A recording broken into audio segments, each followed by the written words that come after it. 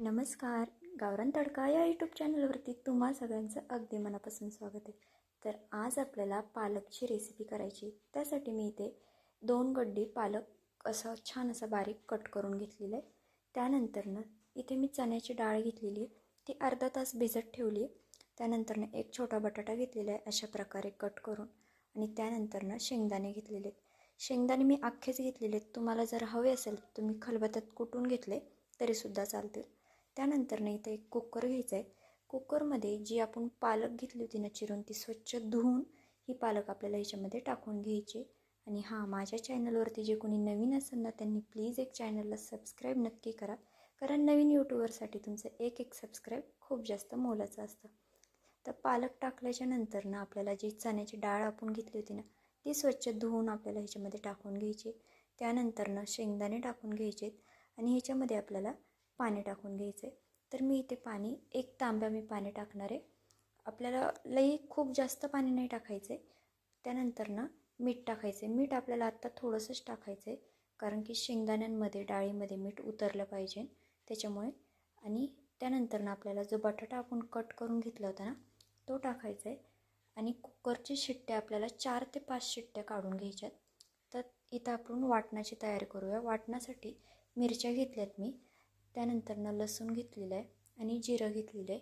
मिरच्या तुम्ही तुमच्या तिखटानुसार कमी जास्त करू शकता. आणि ते छान असं बारीक वाटून घ्यायचं आहे आपल्याला. तोपर्यंत आपलं जी पालक आपण कुकरला लावून घेतली होती ना ती छान अशी शिजलेली आहे, पाहू शकता तुम्ही. आता रवीच्या साह्याने हे छान असं फेटून घ्यायचं आहे आपल्याला. तुम्हाला हवं असेल तर तुम्ही ह्याच्यातलं पाणी आधी थोडंसं काढून घ्या आणि त्यानंतरनं फेटून घ्या. मी तसंच फेटून घेणार आहे. तर हे बघा अशा प्रकारे शेंगदाणे अख्खेच आहेत. आता एका साईडला आपल्याला कढई ठेवायची. कढईमध्ये तेल टाकायचे. तेलाचं प्रमाण तुम्ही तुमच्यानुसार कमी जास्त करू शकता. तर मी इथे 2 पळी तेल घेतलेलं आहे.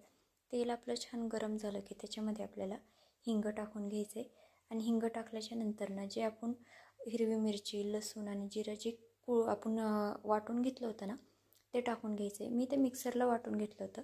तुम्हाला हवं असेल तुम्ही खलबत्त्यात कुटून घेतलं तरीसुद्धा चालणार आहे. तर आता हे मिनिटभर छान असं आपल्याला परतून घ्यायचं आहे. तुम्ही जर का कधी अशा पद्धतीने केली नसेल ना पालकची भाजी तर नक्की करून बघा, खूप छान लागते खायला बरं का. तर त्यानंतर ते बारीक कट केलेला टोमॅटो घेतला आहे. टोमॅटोच्या ऐवजी तुम्ही चिंच टाकली ना तरीसुद्धा चालणार आहे. टोमॅटो नाही टाकला तरीसुद्धा चालेल. आता हे बघा टोमॅटो छान असा परतून घ्यायचा आहे. आपला टोमॅटो छान असा परतून झालेला आहे. त्यानंतर आपल्याला त्याच्यामध्ये जे हटून पालक घेतली होती ना आपण ती टाकून घ्यायची आहे सगळी. आणि हे मिक्स करायचं आहे. आणि ह्याच्यामध्ये आपल्याला पाणी टाकायचं आहे.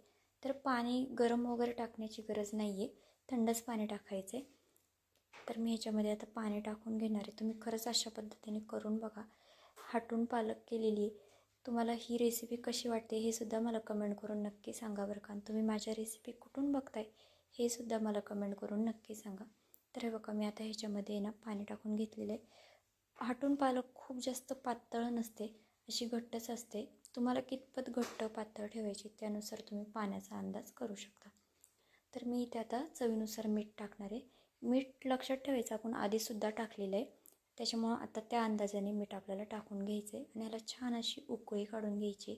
तर पाहू शकता आपल्या हटून भाजीला छान अशी उकळी आलेली आणि एकदम बरोबर आहे. घट्ट पण बरोबर आहे, खूप जास्त पातळही नाही आहे किंवा खूप जास्त घट्टही नाही आहे. तुम्हाला जर का वाटत असेल खूपच अशी पातळ वाटते तर तुम्ही इथे पुन्हा एकदा छान असं रवीने फेटून घेतलं ना तरीसुद्धा चालणार आहे.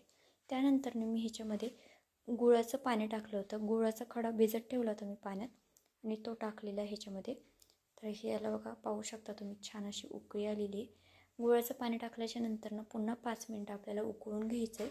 आणि मग त्यानंतरनं आपली हटून पालकची भाजी तयार आहे. तर तुम्हाला ही रेसिपी कशी वाटली मला कमेंट करून नक्की सांगा. चॅनलवरती जे कोणी नवीन असेल त्यांनी प्लीज एक चॅनलला सबस्क्राईब नक्की करा, कारण नवीन यूट्यूबरसाठी तुमचं एक सबस्क्राईब खूप जास्त मोलाचं असतं. चला तर भेटूया नवीन रेसिपीसोबत. तोपर्यंत बाय.